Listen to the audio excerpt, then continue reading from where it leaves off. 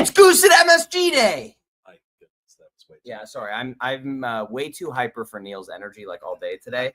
It's been great. We had a great drive down from New Hampshire. But it's Goose at MSG Day, Neil. It is, in fact, that Like, undeniable. Holy shit. Goose fans everywhere. We just arrived in New York City. Everywhere you go, there is someone wearing a Goose t-shirt. They're going All to kinds of special Goose clothing I've seen already. People with like homemade stuff. It's great. Yeah. Also, hello, everybody.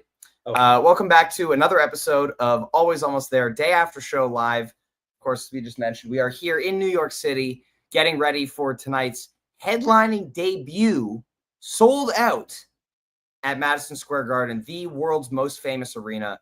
I mean, I can't believe that it's finally here. It's all happening. Uh-huh. None of this seems real. This has always been a joke, right? It's always Like been Goose kind is of gonna like play oh, MSG, Goose yeah. plays MSG, and here we are. Goose is in fact playing MSG right now, And there are no tickets to be had. and there are 0 tickets. I think that's the biggest piece of news to be had right now. The secondary market for tickets is out of control. Yeah. $800 floor seats on StubHub right now. It's wild. Absolutely bananas what is happening. I thought there would be tickets everywhere, tickets on the ground, tickets, for miracles abound. Alas. Yeah, like they're like barely even like upper 200s available. Like I looked on Cash or Trade a little while ago, like there's 2 pairs of upper 200s available. But like, normally those kinds of tickets would be free today. Mm-hmm. And they're like $80. You got to get in the building, and it's wild, man. It's surreal, and I think it's going to feel even more surreal when the lights go down tonight. And we have, obviously the biggest show that the band has headlining show the band has played to date. Why isn't there a live show at the beer hall you're at? I don't know. We didn't plan one. That would have been fun. That would have been fun. Josh, why didn't you plan that for us? Yeah, actually, today there was enough travel. Yeah, I think 5-hour, almost 6-hour drive. We got out of New Hampshire early. But speaking of New Hampshire, we're here today to talk about the Goose show that happened in New Hampshire last night, which we had a great time at. I mean, I just want to say off the bat, Bank of New Hampshire Pavilion, phenomenal venue. Dope. So dope. Like, this place is awesome. It's on Lake Winnipesaukee in Gilford, New Hampshire. It's a good point, Matt Ross. Sweetwater 2022 was 50,000, not headlining, but that there were 50,000 people there. Coach did say. Well, we'll have to check Coach's socials later. Maybe there will be 36,000 people in attendance. It's 56,000 people in attendance at MSG. It's possible. Yeah, never know. We can break some more records. Yeah. But so Bank of New Hampshire Pavilion, gorgeous, in rural New Hampshire, near a lake, trees all around. Once you get in the venue, there's a little pond where you can take free pedal boat rides. I've never seen that at a concert venue before. And it was amazing. Shout out to a combination of ideas from Neil and a friend of the pod, Jamie, who suggested that I do Storm Tracker interviews in the pedal boat. I did the interview for yesterday's Storm Tracker while floating in a pond on the pedal boat. Not the interview, the intro, but yes. Yeah. No, I did the intro, but it's like too good of an opportunity to pass up. But really great venue too. Small shed. I've heard that if you get a little further back, the sound's not as great. But where we were up close, we were up close. There was a PA pointed basically directly at where we were sitting. Right. But I love this venue. I have 0 complaints. And it was funny because the show was around 10 minutes away from starting. Pavilion was the whole venue was maybe 10% full. Maybe. Yes. I mean, maybe less than that. Yeah, we were like, this is bad. Like, did people not realize it was an early start? Like, are people all at MSG? Like, what's going on? And then the show started, and within 10 minutes, the place was just completely full. Completely full. Not our section. It was like a little sparse in our section, but there were like some empty seats. Right, around. but looking back into the back of the pavilion and the lawn, like it was packed. And this place is a great size for Goose right now. I didn't actually look at the capacity. I'd probably guess around 10, maybe less. I'd say more than that. I don't know. I'm gonna look right that now. Up while we're talking. I'll talk a little bit about the venue while you're doing that. So a couple things that I really loved about that venue is the lot is just kind of like in the woods. Yeah. And tailgating encouraged, vending not encouraged. Friends who are vendors were getting a hard time from security as we were pulling up. That was unfortunate because tailgating is encouraged. But tailgating is encouraged. Storm Tracker yesterday became a cooking show. Yeah. We asked a couple of guys the interview question while they were grilling, and also asked what they were grilling. Yeah. So it was good. Yeah. But so the venue is 9,000 capacity, which is great. Yeah, wow. Which is a great size for Goose in New England. I would love to see 2 nights here next summer. You know, get a full day on a weekend where you can rent a boat, go out on the lake. The AAT boat. The AAT boat party. Always almost. But the AAT boat party, you guys can count on the fact that if Goose does 2 nights at the Bank of New Hampshire Pavilion next summer, there will be an always almost boat. I sure hope so. We will day after show, night 1, live from a boat.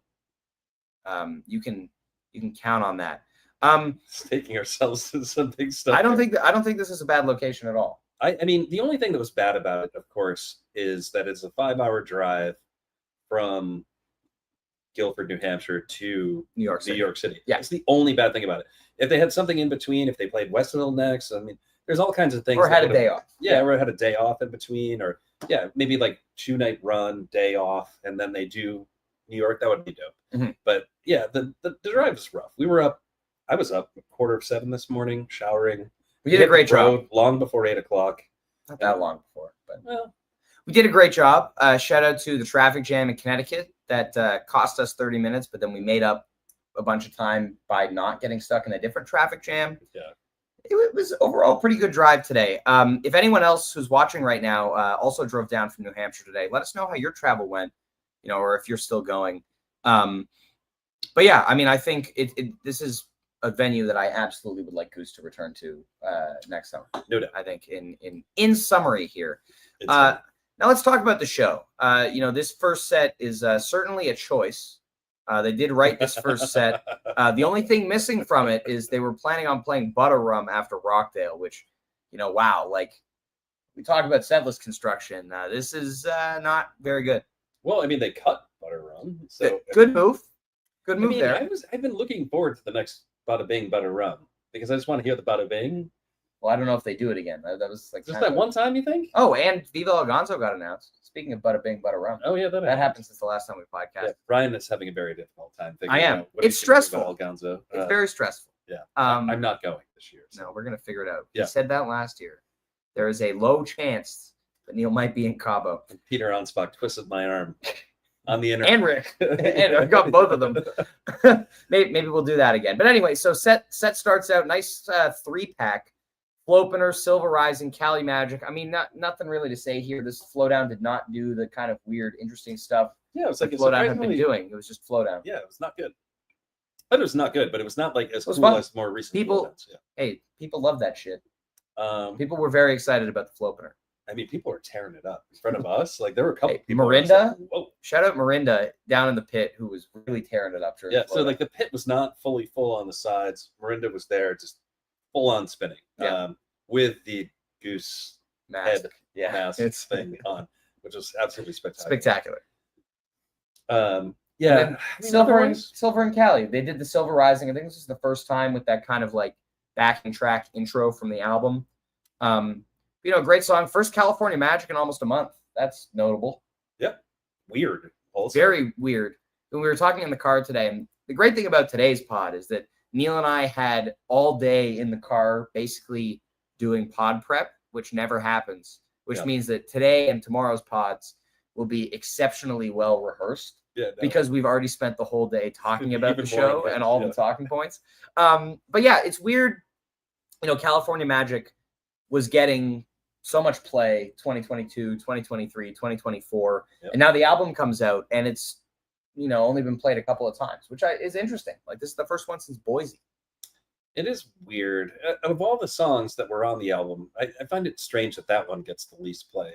I assume it has the least play. I don't know. I haven't looked at the numbers, but in terms of like the bucket of openers, and there are several on that album. But in any case, it's all fine. I think I was a little nervous when this was happening because I was like, oh, it's going to be that type of like show. They're going to empty the tank of songs that are not going to play at MSG in Westville, and like it just so happens that these are the songs. We were like, at this point, it's like, are we in New Hampshire to get, this kind of show? Like the bad show. Yeah. Like, I was saying before the show, it was going to go one of two directions, right? It was going to be like full of rarities or it was just going to be all of the stuff they wanted to unload. And then in this moment, right now, not thinking about everything we already know about the rest of the set list, I was like, oh, damn, that's the kind of show this is going to be. Yeah. So, like, I thought we were going to get, the Butter Rum was going to come, and, all the songs that, like, aren't necessarily bad, but, like, not the songs that we're, like, hoping for. You know what I mean?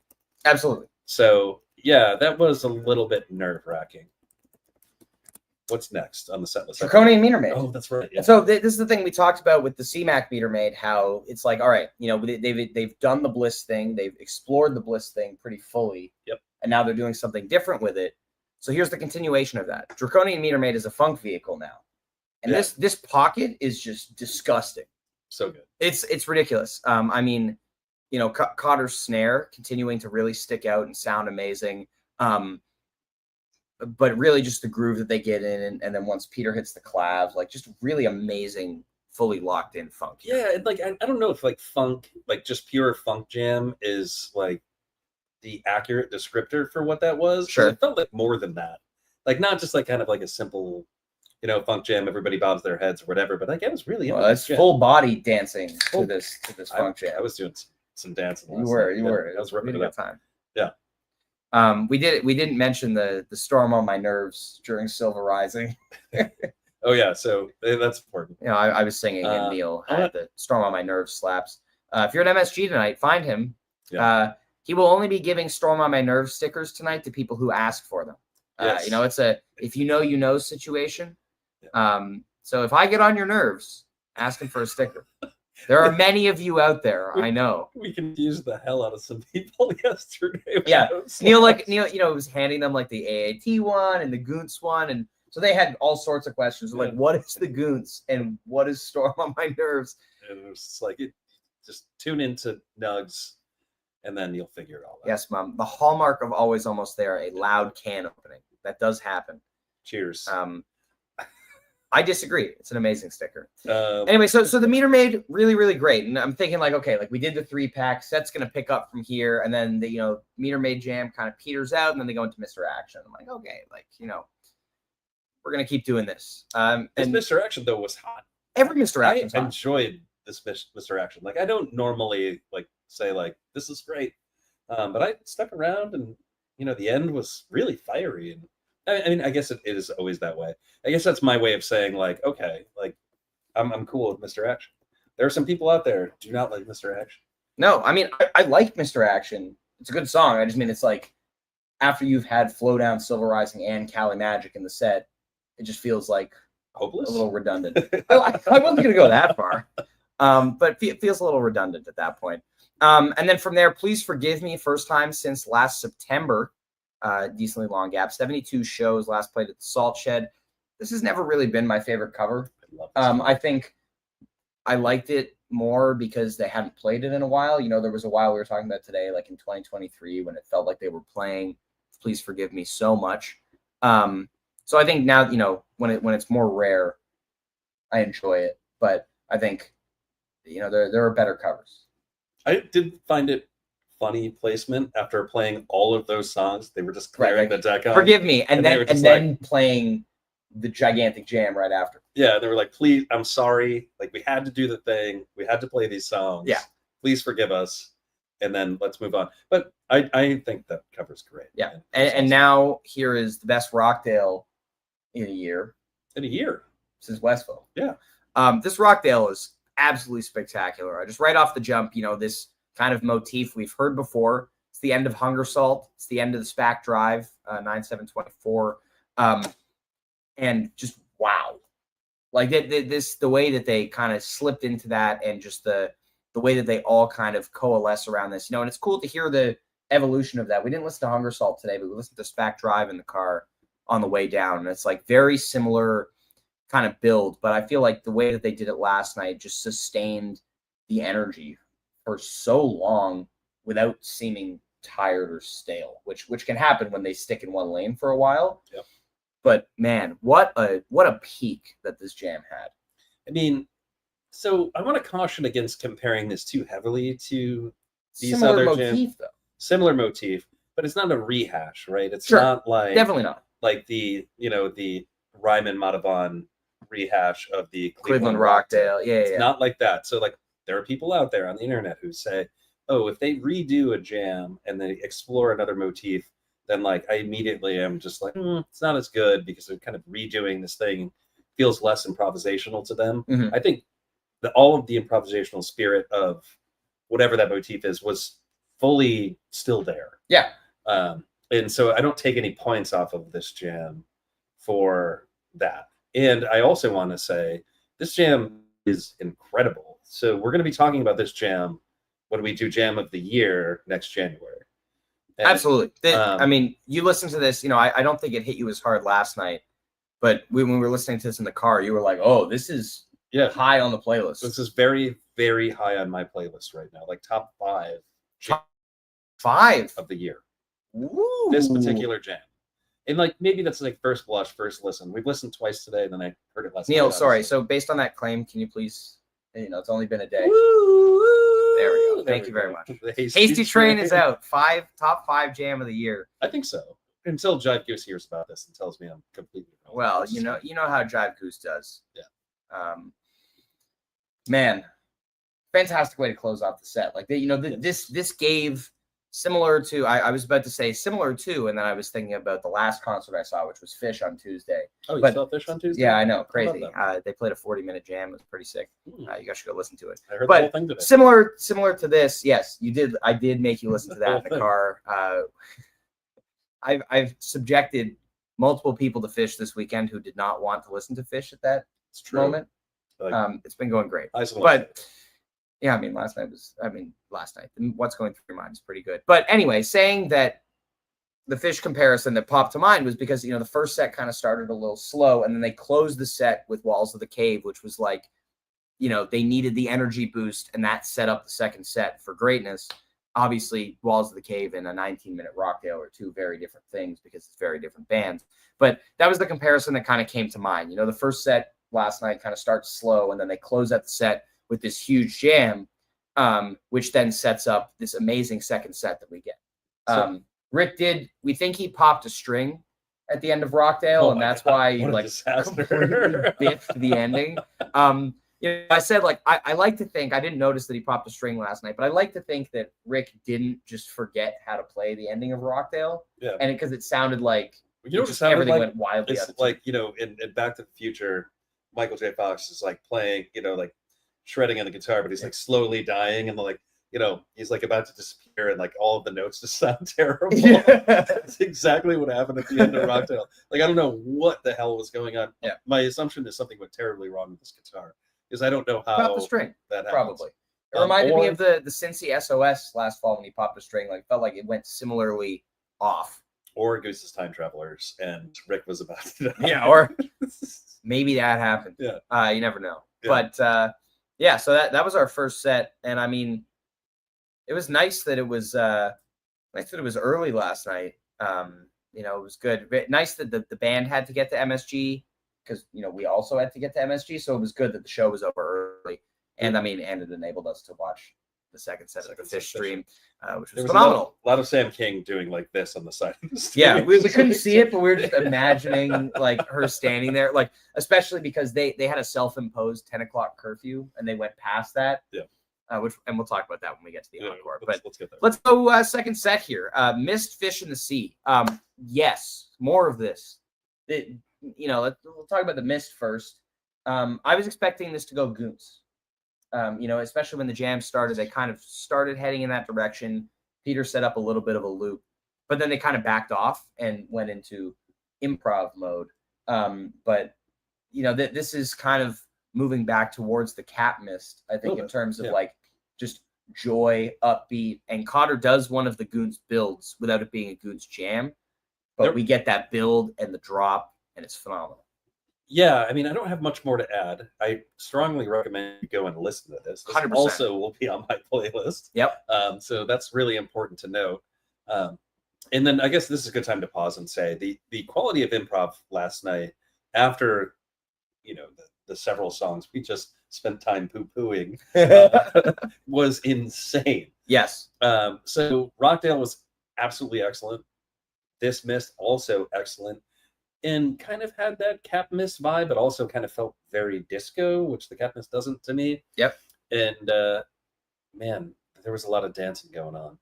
Like people were absolutely ripping it up, and like that's the good stuff, right? Is when they're jamming at a very high level, and everybody in the place is engaged, right? So those two things don't necessarily happen at the same time. Wasn't a ton of talking. Yeah, which is good. So people were raging.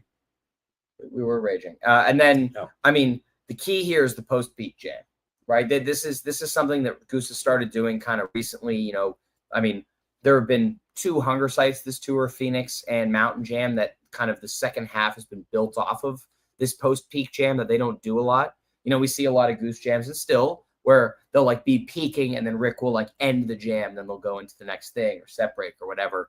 But now you're getting, they come down from the peak, and like, you know, they modulate up, and I think they're like getting ready to set up the Fish in the Sea segue, but then you still have like 3 or 4 minutes of just like kind of hanging out in this contemplative space, which is, I think, what elevates. Yeah, thank you. Yeah. I like using the word pensive. Yeah, contemplative, pensive. I like using the word contemplative to describe a space like this. Yeah. But I think that's the key to why this misses a playlist jam versus like here's another, you know, great upbeat dancey Mist jam. But the post peak jamming is key. That is a very important part of this jam. And that's like one of those things, like the peak will die away and you might be like, all right, like what happens now? Like I'll skip to the next song. Don't skip because it's amazing. And then the way that they set up the segue and then eventually work their way into Fish in the Sea is fantastic. Absolutely nuts. Yeah. Yeah. I mean, well, I guess we talk about and then there's Fish in the Sea. I mean, this is the goat Fish in the Sea.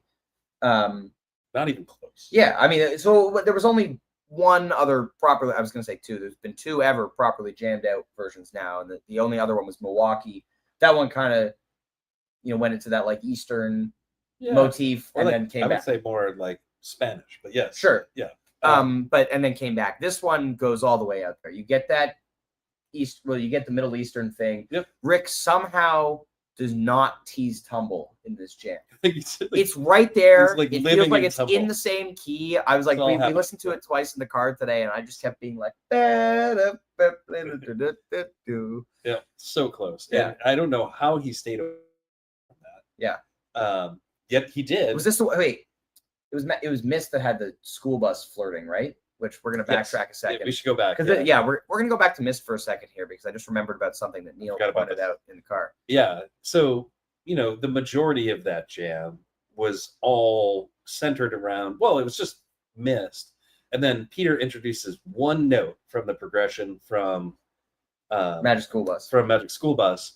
And then when that happens, Rick immediately picks up that note, and then they start playing that note, like kind of mixed in with like the rest of the jam. And remarkable stuff. Like amazing. There's no Magic School Bus tease, but you can kind of hear the realm underneath what's going on, which is really cool. And you get the Sublime tease. Yes, we didn't talk about this. We didn't talk about the Sublime tease. We should. I mean, like when that was happening, I was like, wrong way. What on earth is going? Like, why is Rick doing this?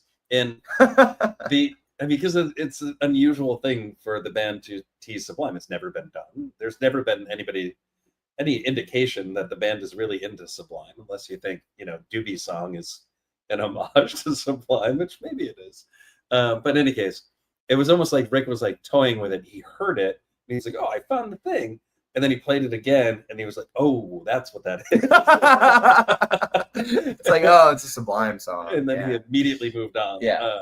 Which is kind of funny. Yeah. So then Fish in the Sea. Yes. So you get this kind of Eastern jam, and then, you know, I'm thinking like, because Fish in the Sea is generally like, when it's placed here, it's perfect. Like I love Fish in the Sea in the second set because it's usually like, you know, 10 to 13 minutes of just like, you know, like let's fucking go. And people love that. And then last night they're like, hi, we're going to go sideways into this evil jam and like the dissonant tension stuff.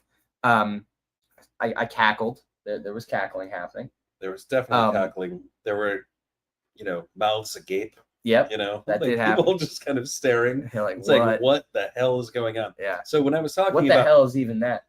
Yeah, seriously. That was like warranted in that moment. Yeah. But when I was talking about Mist, I was talking about how everybody was engaged. There was high quality jamming. opposite here. Like there were like a lot of people engaged, but there were a lot of people like, what the hell have I signed myself up for? Because there were a lot of first timers there last night. We talked to a few before the show. We did. And yeah, so I mean, I don't know what else to say about this jam. I need to like let it sink in more. There's definitely two distinct spots that I love about this. Yep. The first part, it was like, oh, this is pretty good. Well, and then when it gets in that dissonant space, that very melodic dissonant space. And there's more post-peak jamming. Not really a peak, but like they finish out in that dissonant space and then they go major again. Bonus jam.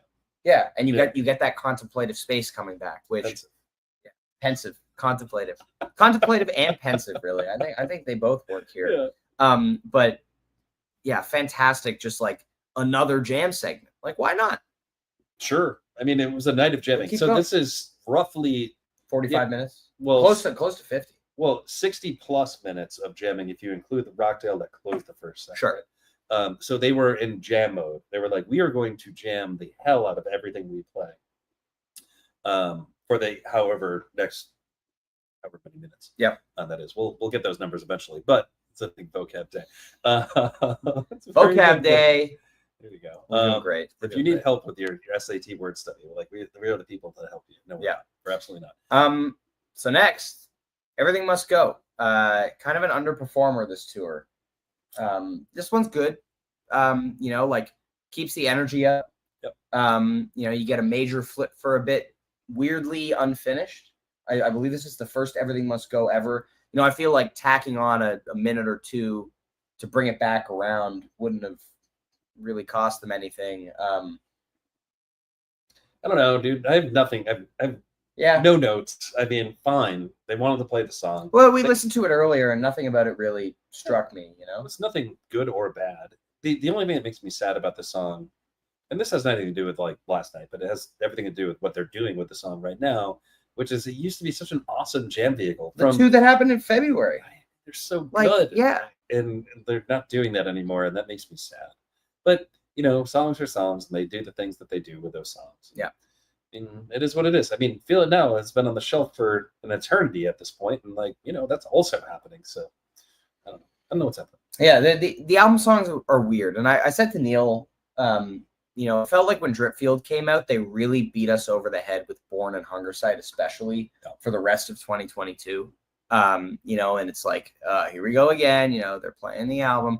And so I think that the way that they have approached playing really all the songs from the album is interesting because, not every festival set has gotten Give It Time or Your Direction and Dustin.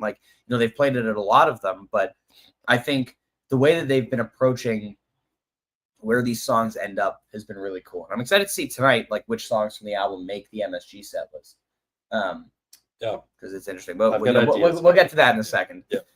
Second set closes last night with Christmas Card from a Hooker in Minneapolis. Oddball set list or second set closer choice. But given that they needed to wrap things up, I get it. I like this song a lot. I think to me, it's just we've talked about this. It's like how many people in the jam band scene can pull off Tom Waits?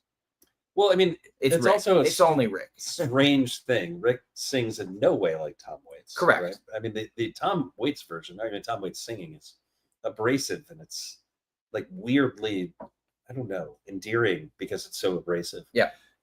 And the story is so tragic and it's everything about the song is amazing. But it's a weird song to close the set too with. We have to acknowledge the fact that it's one of those things that they do sometimes where they'll do the closer and then a ballad and close the set. I think because you go Fish in the Sea, Christmas Card, EMG, and the set like that, which I think works better. They've done that sometimes. 3823 comes to mind where they did Yeti and then Your Ocean to close the set when reversed it would have been better. And there have been other times they've done that, but it's interesting that Goose does that kind of thing. Yeah, I mean, we've talked about this before, but my opinion on that is they see the encore as kind of the closer and the encore at the same time. But yeah, I mean, I get it. Speaking of the encore, Goons. The Goons. The Goons. So you knew it was coming, right? Now you are guaranteed a taste of the Goons in every single show. And it's a complicated thing, the Goons now, because it does replace some jamming in the set. It has historically until this show, really, where they did a significant amount of jamming. They saved the Goons for very last to let people rip it up, and the roof blew off this place. People love the Goons. So good. It was funny because also, they're getting into the Goons, and obviously the venue doesn't have a 10 p.m. curfew, but they were like, we need to get off stage because we need to pack up and drive to New York. Yeah, and Peter so, especially was like, we need to get off stage. Peter was the one who was like, all right, like we need to do it. Like he does the guitar thing for a while, and then he gets on the organ and is trying to cue them to drop back into Empress, but Rick is just deep in the sauce. And it's just like he's full Goose mode, like just ripping through things. And like the screen kind of went to the Peter cam, and he just keeps like looking over at Rick, like, are we gonna wrap this up? Like, we gotta go. We gotta get on stage. This is so good. And I imagine that like, if SK like would give any of them like gold stars for trying to adhere to the timing, like Peter got a gold star after coming off stage. Peter's a rule follower. And Rick did not get a gold star. Rick is not a rule follower. No, Rick does not follow the timing. But great way to close the show. And I like that Empress is just the Goons now. This is the third one in a row. Great. Yeah. Honestly, I would be okay if you're going to play Empress, you're getting the Goons. And not necessarily in every jam vehicle, but I think Empress is like a really great vehicle for this because, again, as we've talked about, like now you're not getting 9 minutes of just like Peter solo, Rick solo, peak.